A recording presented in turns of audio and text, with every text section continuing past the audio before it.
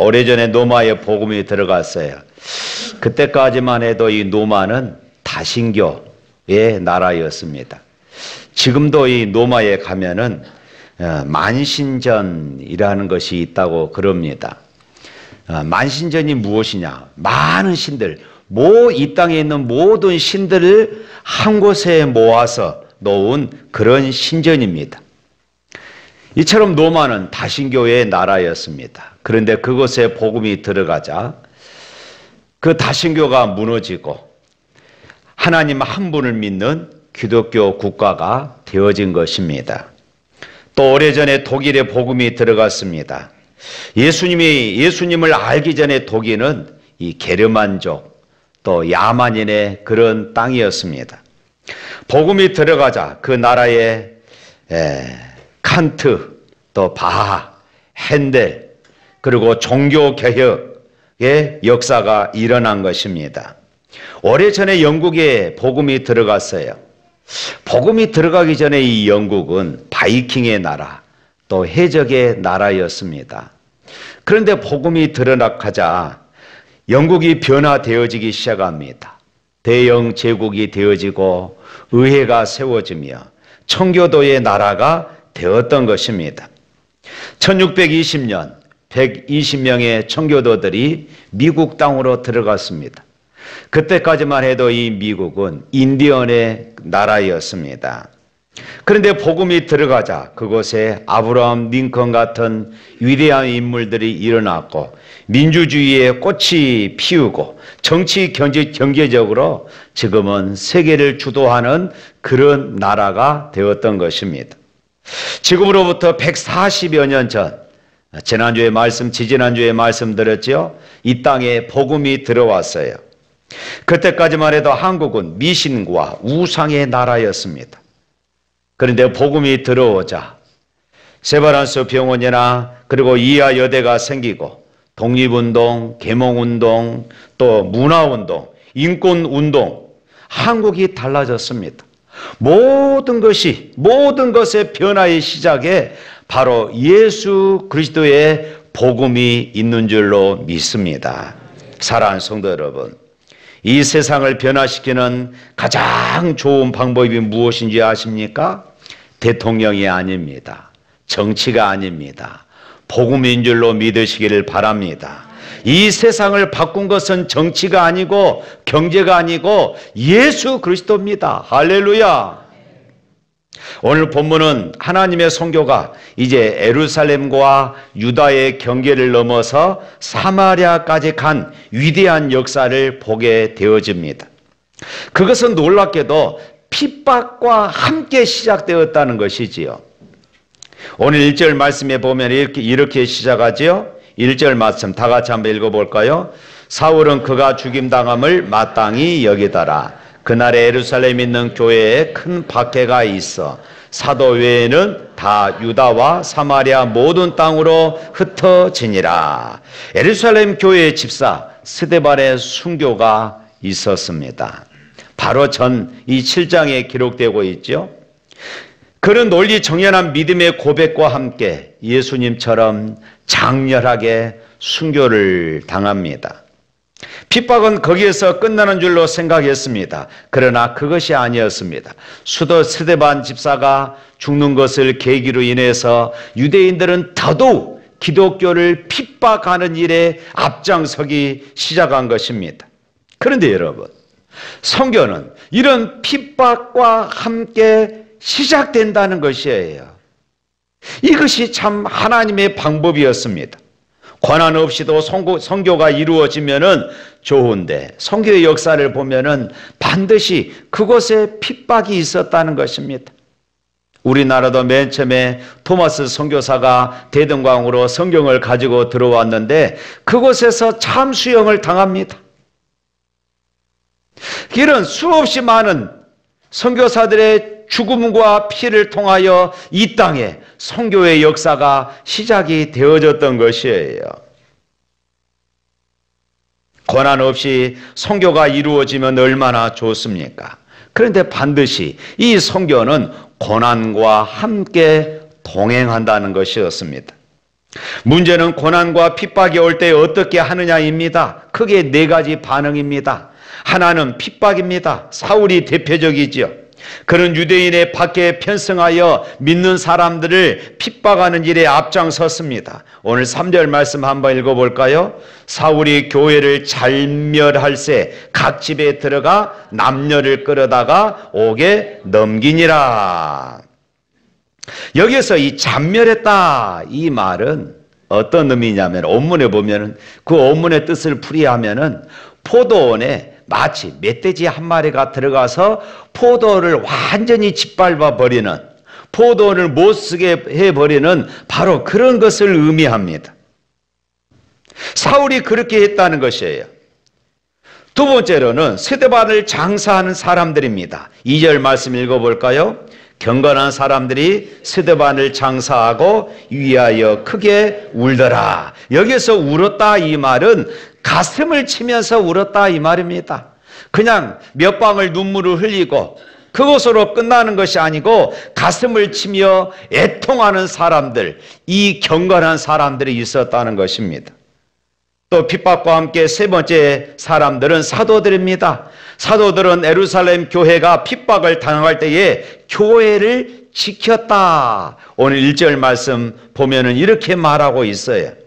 그날에 예루살렘에 있는 교회에 큰 박해가 있어 사도 외에는 다 유대와 사마리아 모든 땅으로 흩어졌다. 사도 외에는 이렇게 지금 말하고 있죠. 사도 외에는 다 흩어졌다. 지도자들은 이 고난 앞에서 그들은 교회를 지키기로 작정한 것입니다. 네 번째 사람들입니다. 그들은 흩어졌습니다. 사도 외에는 다 흩어졌다. 여기에서 흩어졌다 이 말이 1절에도 나오고 4절에도 나옵니다. 사도행전 11장 19절 말씀, 안디옥 교회가 생겨난 그 이후에도 흩어졌다는 말이 나옵니다.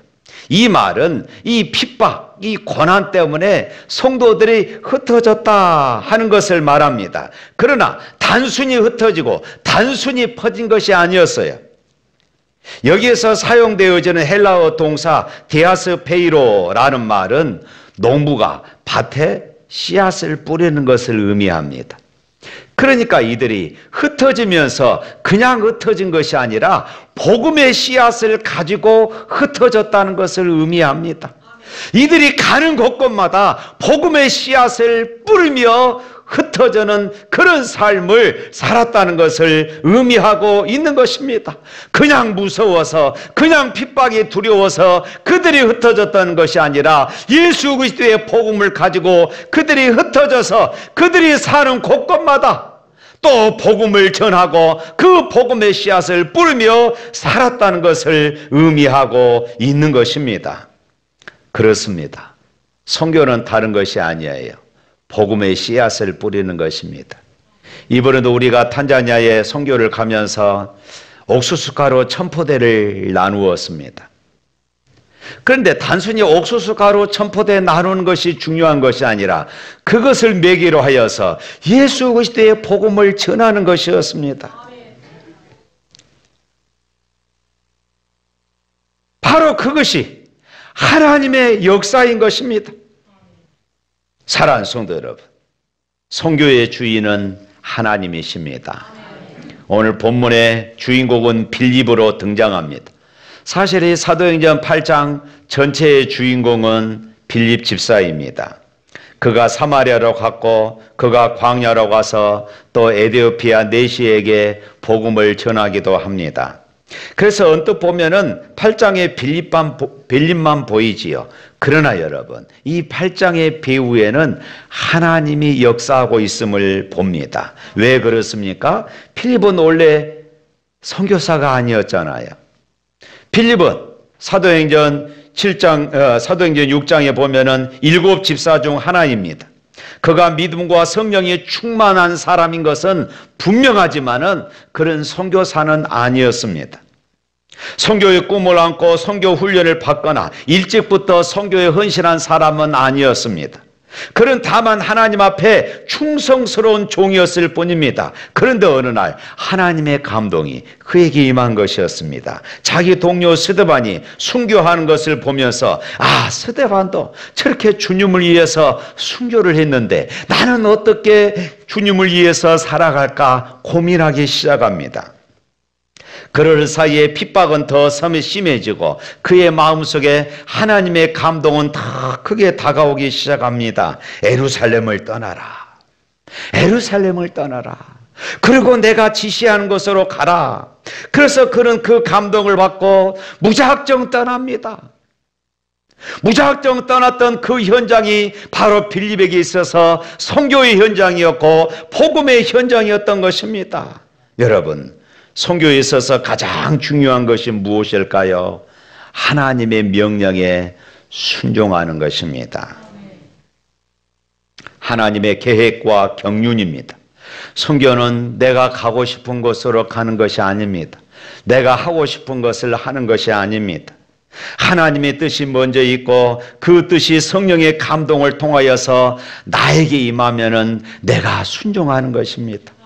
이번 선교도 저 혼자 가는 것이어서 무엇을 할까 고민하며 하나님께 기도했습니다. 지난 13년 동안 한 번도 해보지 않은 것이 무엇일까 기도하는 중에 옥수수 가루를 나누면 좋겠다. 하나님이 그런 감동을 주신 것이에요. 더군다나 이 마사이 부족들은 농사를 짓지 않기 때문에 이들에게 옥수수 가루를 나누면서 복음을 전하면은 참으로 좋겠다는 그런 은혜를 주신 것이었습니다. 그래요. 선교는 이렇게 뜻을 품고 하는 자들에게 하나님께서 감동을 주셔서 그 일을 이루게 만드는 것입니다. 이번 선교 중에서도 선교 현장에 이와 비슷한 감동의 목회자를 만났습니다.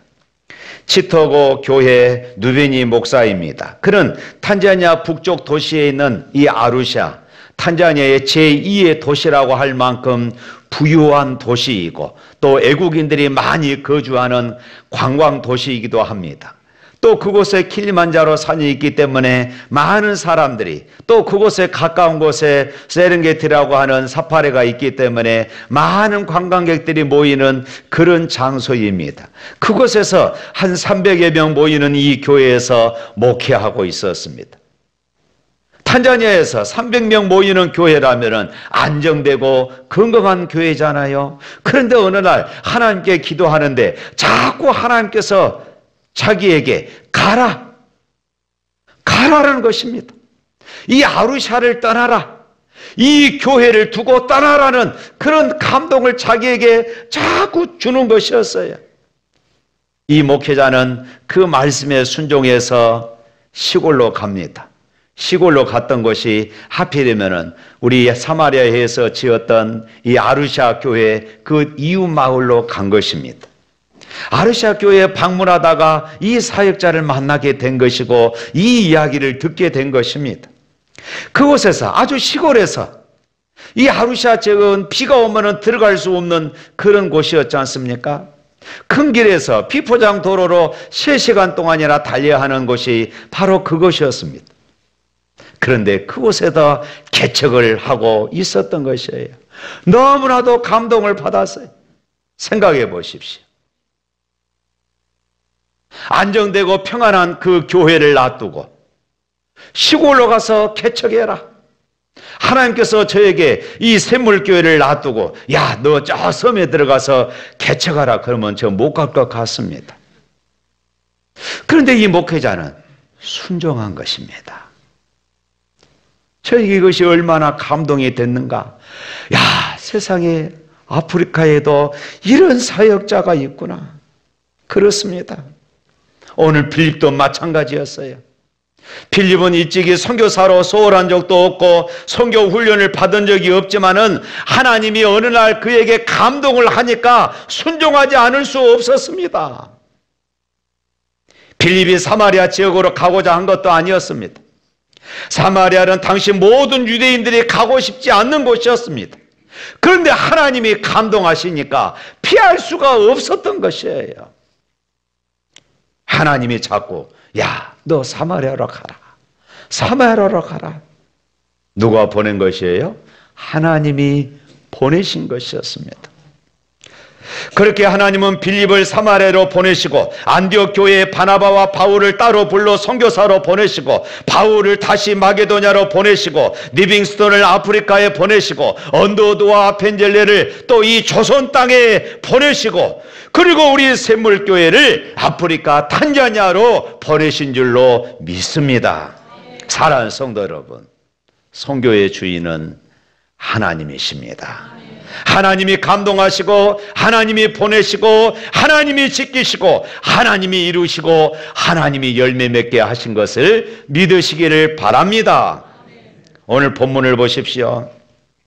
빌립이 사마리아 땅에 갔는데 두 가지 역사가 나타났습니다. 우리 6절 말씀 한번 읽어볼까요? 6절. 무리가 빌립의 말도 듣고 행하는 표적도 보고 한 마음으로 그가 하는 말을 따르더라. 여기 보면은 다 같이 말도 듣고 표적도 보고, 여러분 선교는 예수 그리스도를 증거하는 것입니다. 예수는 그리스도다. 예수가 그리스도라고 증거하사 그곳에 놀라운 역사가 일어났어요.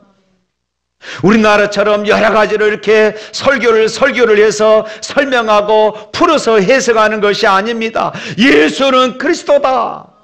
이렇게 선포했던 것이에요. 그러자 그곳에 역사가 일어납니다. 7절 말씀 읽어볼까요? 많은 사람에게 붙었던 더러운 귀신들이 크게 소리를 지르며 나가고 또 많은 중풍병자와 못 걷는 사람이 나으니, 하나님이 빌립을 통해 표적을 나타내신 것입니다. 귀신을 내쫓고 중풍병자도 고치십니다.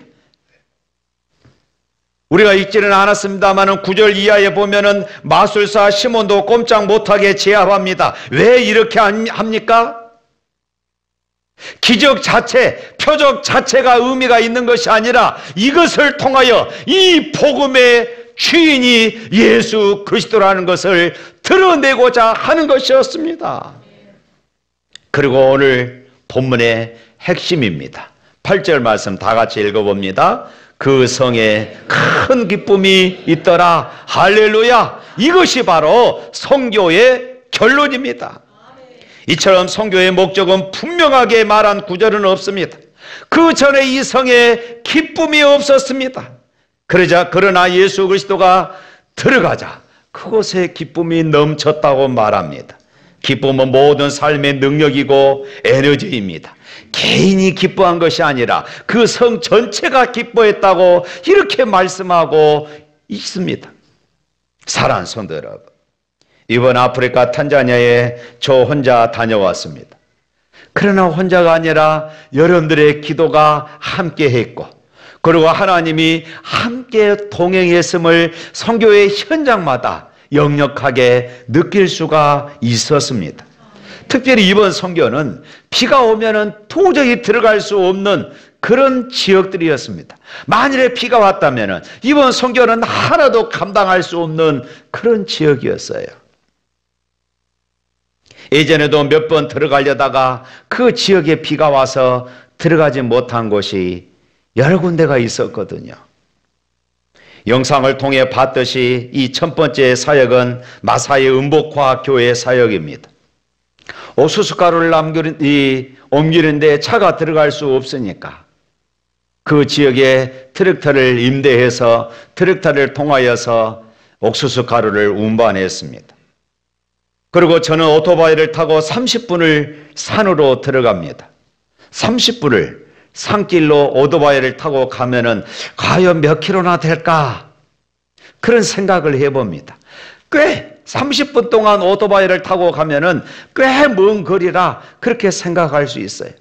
그러니까 완전히 오지 중에서도 오지입니다. 그곳에 도착하니 그들의 지어놓은 예배당을 볼 수 있었는데 나무 가지들을 세우고 그 위에 나무 가지로 지붕을 만들고 그리고 그 지붕 위에 천을 덮어 씌워서 그것을 예배당이라고 지어놓고 그곳에서 100여 명이 예배를 드리고 있다는 것입니다. 그럼에도 불구하고 그 성도들은 기쁨이 넘쳐나고 있었습니다. 이제 옥수수 가루를 200포대 이곳에 나눈다고 그러니까 그 지역에 있는 한 300여 명의 사람들이 모였습니다. 그리고 공무원들도 한국에서 이렇게 옥수수 가루를 나누어 준다고 그러니까 공무원들이 그 현장에 와서 도대체 그 사람들이 누구냐 하며 사진을 찍어가기도 했습니다. 거기에 성도 한 분이 이런 이야기를 합니다. 몇 년 전에 이곳에 복음이 처음 들어왔을 때는 예수 믿자고 그러면은 예수가 무엇이냐 말하기도 하고 전도가 도대체 되지 않았는데 한 명, 두 명 모이기 시작하고 비록 우리처럼 예배당은 없지만은 나무 가지를 꺾어다가 예배당을 그렇게 세워서 예배 드리고 있지만은 100여 명이 모여서 그렇게 기쁨이 넘치고 행복한 예배를 드리고 있다는 것입니다. 너무나도 그때를 생각하면 지금 감동이 넘친다는 것이에요. 그런데 더 감동적인 것은 그 성도가 지금 간증하는 것이에요. 그 성도가 이 교회를 위해서 2,500평의 자기 땅을 교회에다가 그렇게 헌신한 것입니다. 그리고 계약서까지 교회에다가 드렸던 그 계약서까지 저에게 보여주더라고요. 그래서 사진을 찍어 놨습니다.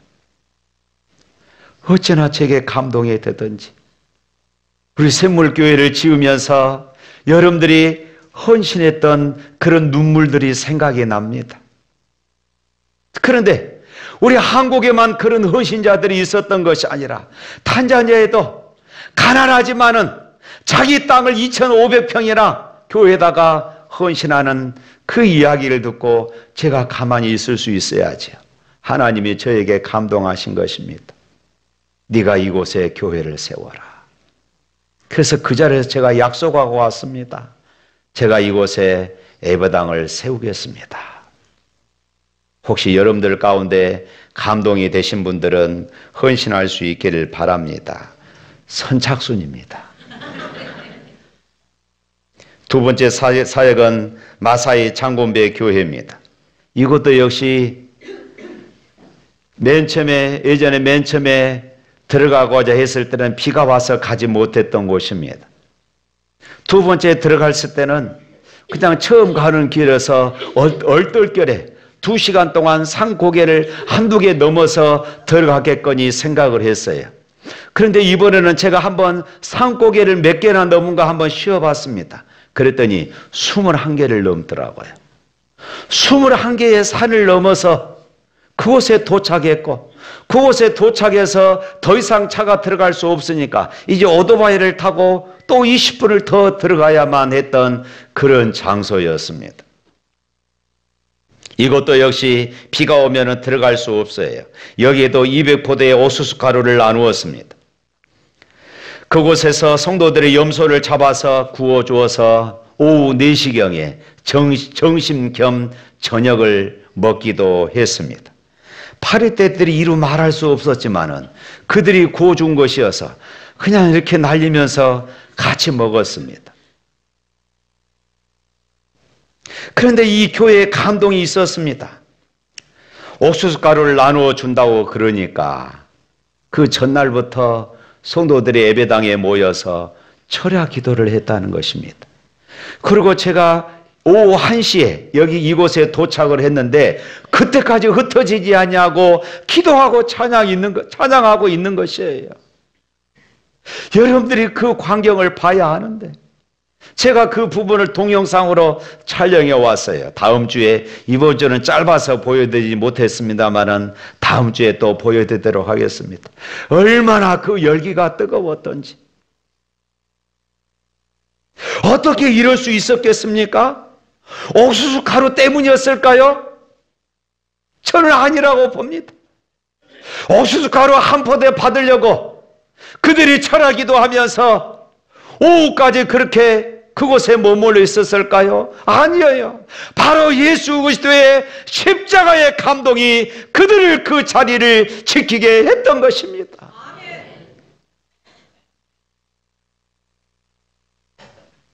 세 번째 사역은 이자바 교회입니다.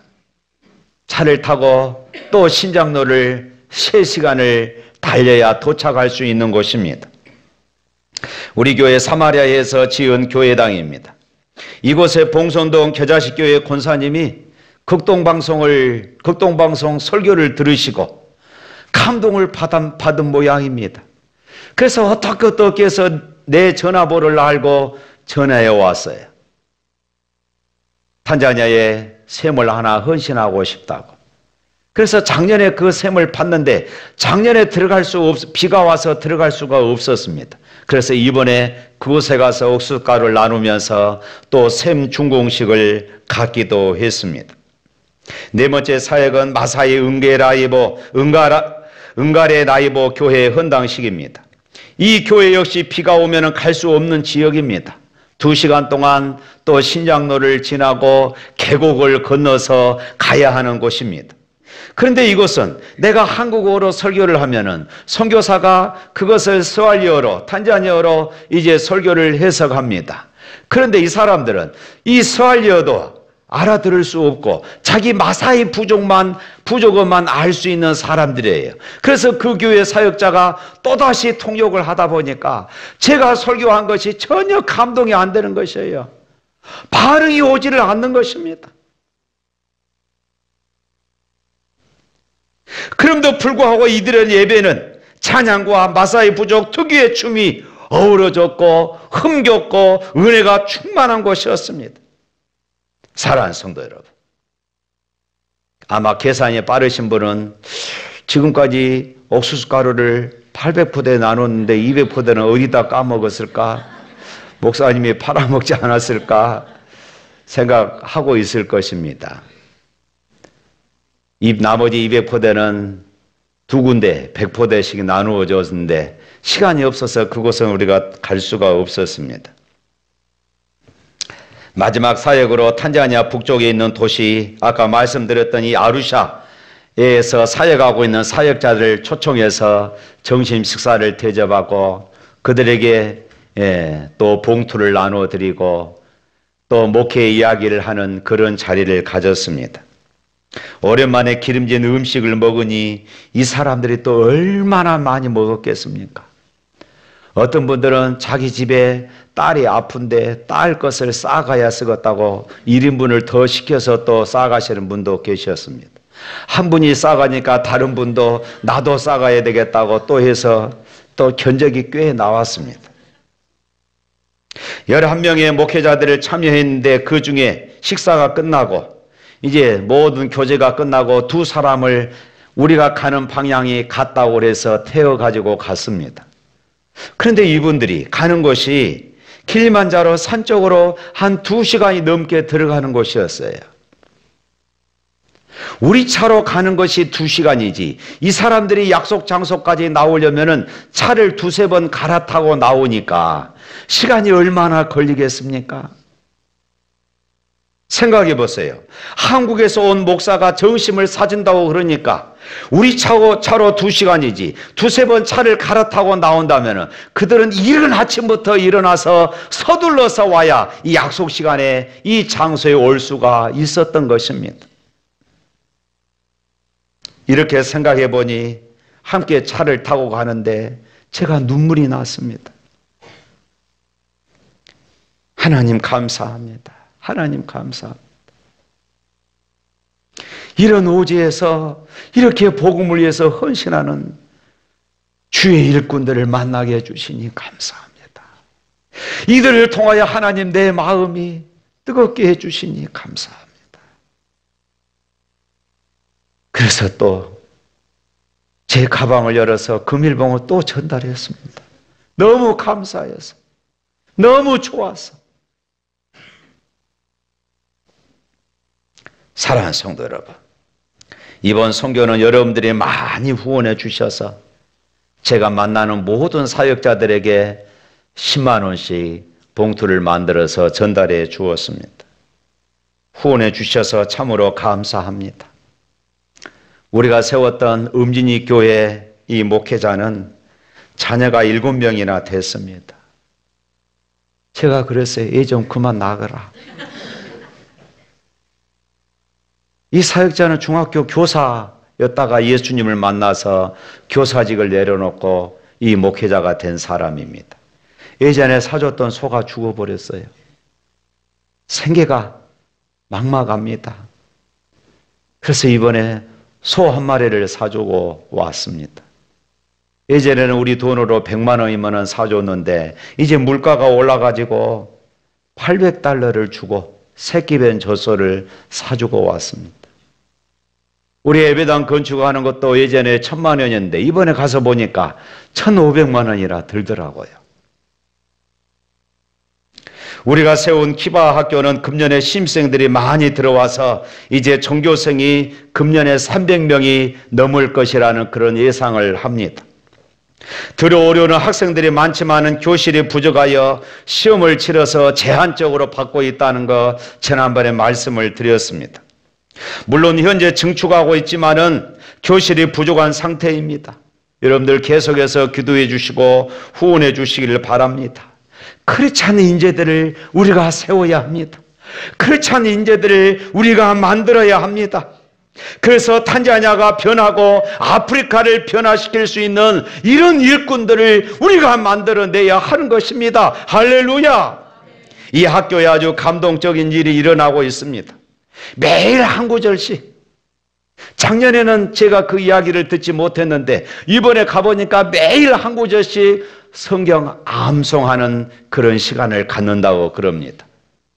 그런데 실제로 매일 한 구절씩 암송해서 1년 365일, 365개를 암송하는 그런 학생들이 있다는 것이에요. 이런 학생들에게 학교에서 이제 장학금을 주고 있다는 것입니다.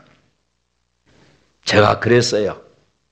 그런 학생들 5명 선발해서 이제 그들이 모든 비자 문제나 여권 문제가 해결되어지면은 5명을 한국으로 초청해서 2주간 동안 한국을 견학시켜야 되겠다 이런 약속을 하고 왔습니다.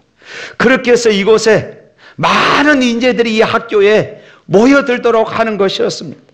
우리나라도 과거에 경기도의 어느 교회에서 기독교 학교를 세웠는데 이 학교가 유명해진 이유는 그 학교의 장학생들을 선발해서 해외 어학연수를 시켜주는 것이 소문나가지고 유명한 학교가 있어요.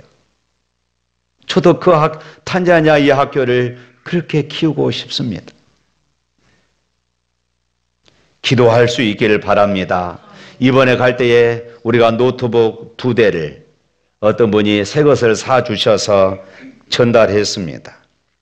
그런데 가서 보니까 이제 학부형들이 컴퓨터실, 교사들만 컴퓨터 주지 말고 우리 학생들도 컴퓨터를 배우게 해주라 하는 이런 요청들이 수없이 많이 쇄도한다고 그럽니다.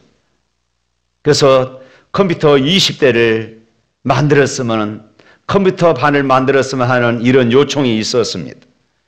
그래서 이 노트북을 저에게 사주신 분에게 제가 전화해 봤어요. 그 노트북이 얼마입니까? 38만 8천 얼마더라고요. 혹시 여러분들 가운데 감동이 되신 분들은 후원할 수 있기를 바랍니다. 20개가 만들어지면 컨테이너를 통하여서 탄자니아에 보낼 계획입니다. 사랑하는 성도 여러분, 오늘 본문 빌립사를 통해서 복음을 전해 듣자 사마리아 성에 어떤 일이 일어났습니까? 그 성에 큰 기쁨이 있었더라. 탄자니아 곳곳에 하나님의 복음을 듣고 교회가 세워진 그곳에 큰 기쁨이 충만함을 볼 수가 있었습니다. 탄자니아의 이 큰 기쁨이 또한 이 기쁨이 샘물교회의 기쁨인 줄로 믿습니다. 이 모든 영광을 하나님께 올려드립니다. 할렐루야! 찬양하겠습니다.